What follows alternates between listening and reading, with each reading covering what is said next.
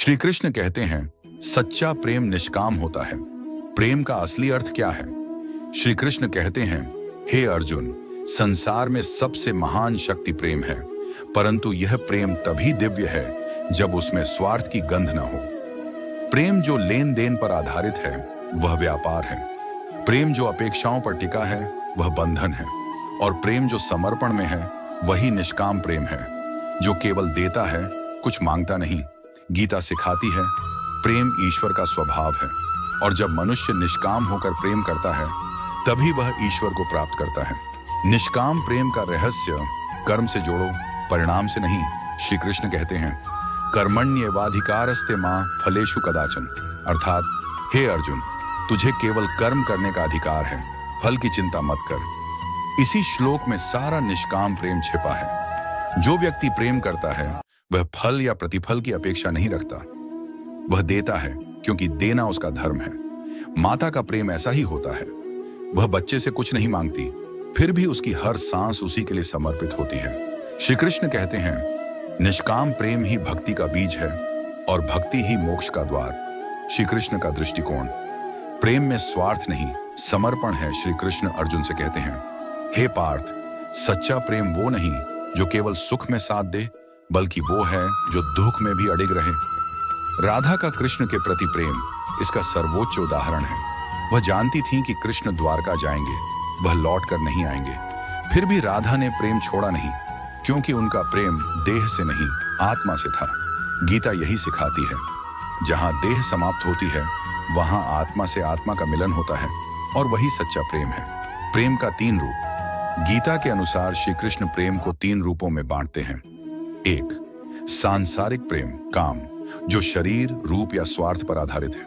यह अस्थायी है क्योंकि यह इच्छा से जन्मता है। 2. संबंधों का प्रेम, मोह, जहां भावना होती है पर अपेक्षा भी साथ होती है।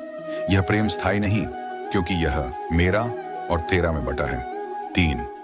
आध्यात्मिक प्रेम, भक्ति, जो निष्काम है, केवल देने में आनंद है।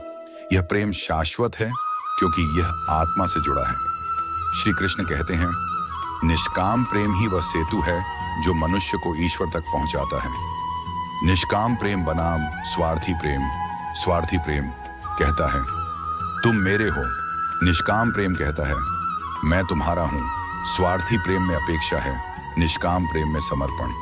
श्री कृष्ण कहते हैं, हे अर्जुन, जो प्रेम पाने की लालसा रखता है वह संसार के बंधन में बनता है।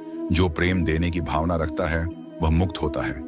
भक्ति का मार्ग, निष्काम प्रेम का सर्वोत्तम रूप श्री कृष्ण कहते हैं, भक्त्या माम भिजानाति यावान्यश्चास्मि तत्वतः। अर्थात, मुझे केवल भक्ति से ही जाना जा सकता है। भक्ति का अर्थ पूजा नहीं है, बल्कि प्रेम पूर्ण समर्पण है।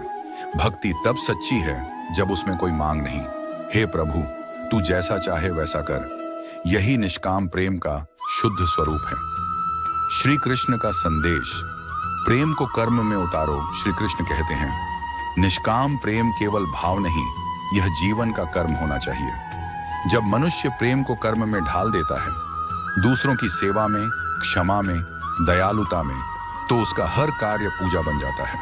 गीता कहती है, जो हर जीव में मुझे देखता है और हर जीव में प्रेम करता है वह सच्चा योगी है। राधा कृष्ण का प्रेम निष्कामता की पराकाष्ठा। राधा और कृष्ण का प्रेम भौतिक नहीं, आत्मिक है। वह कोई सांसारिक मिलन नहीं, बल्कि आत्माओं का संगम है। राधा जानती थी कि कृष्ण उनके नहीं रहेंगे, फिर भी उन्होंने प्रेम किया, क्योंकि सच्चा प्रेम पाने के लिए नहीं, बल्कि अनुभव करने के लिए होता है। गीता यही कहती है, जो प्रेम में स्वयं को भूल जाए वह प्रेमी नहीं, भक्त है। प्रेम और अहंकार दो साथ नहीं रह सकते। जहां अहंकार है वहां प्रेम नहीं टिक सकता। अहंकार कहता है, मैं श्रेष्ठ हूं। प्रेम कहता है, सब में मैं ही हूं।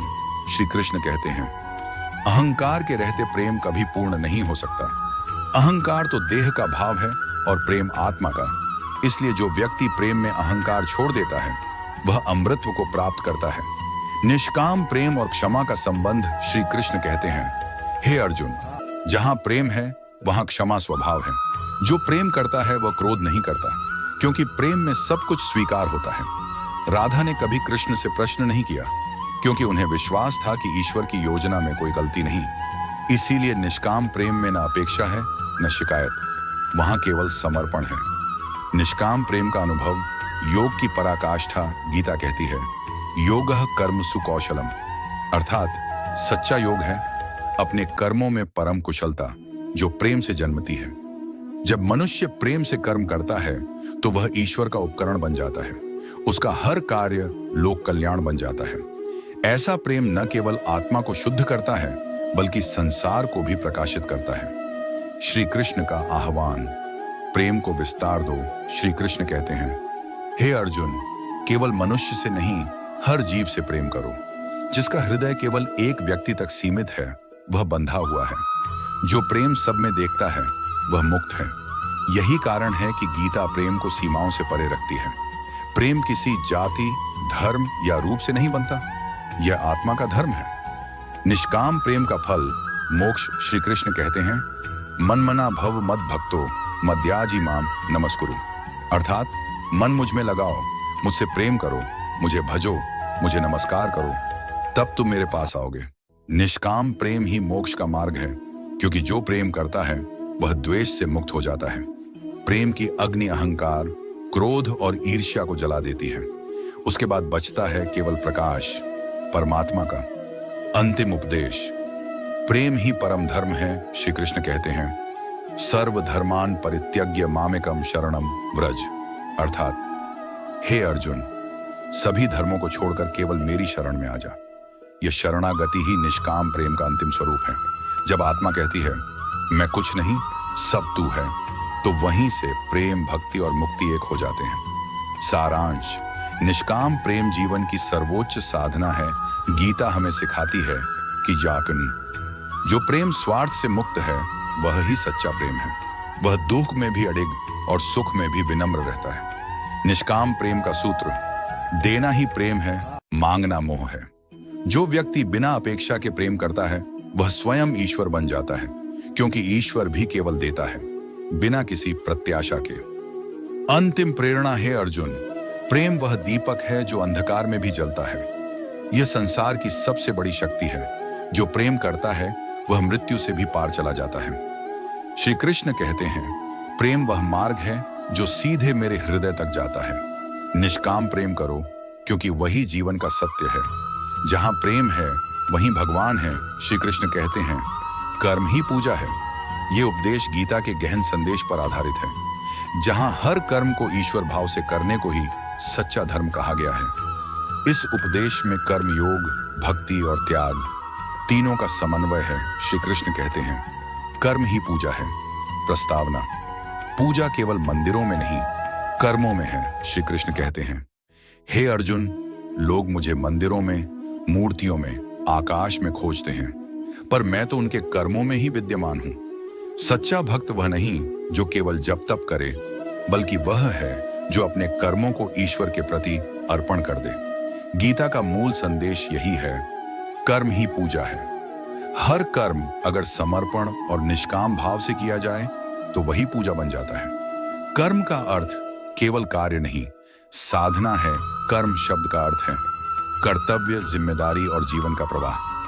हर व्यक्ति कर्म करता है, चाहे बोले, सोचे या चले, पर श्री कृष्ण कहते हैं, सच्चा योगी वह है जो कर्म करते हुए भी आसक्त नहीं होता।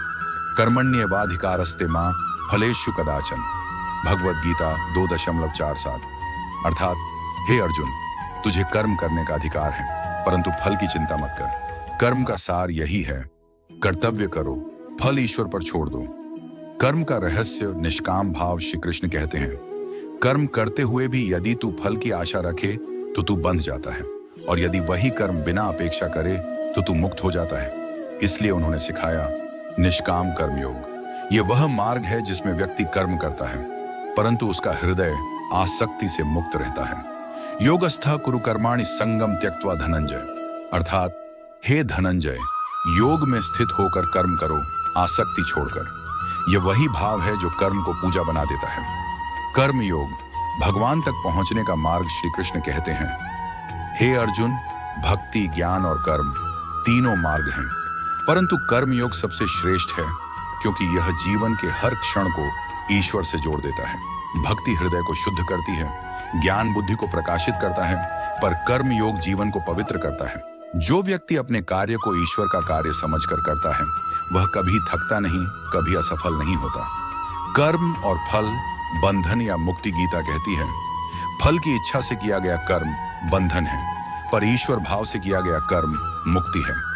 उदाहरण के रूप में, अगर किसान खेती केवल लाभ के लिए करता है तो वह लाभ पर निर्भर है, पर यदि वही किसान धरती को माता मानकर अपना कर्म सेवा समझकर करे तो उसका हर श्री कृष्ण कहते हैं, गीता हमें सिखाती है कर्म ही सच्चा लोकोयम कर्म बंधन। श्री कृष्ण कहते हैं, अर्थात हे यज्ञ, जब मनुष्य जीवन के मार्ग में भ्रमित हो जाता है, कर्म बंधन का कारण मोह और भय उसे कर्म को पूजा कैसे बनाएं, तब उसे अपने कर्तव्य की ओर लौटना चाहिए देते हैं, क्योंकि कर्म ही मनुष्य। कर्म में श्रद्धा रखो।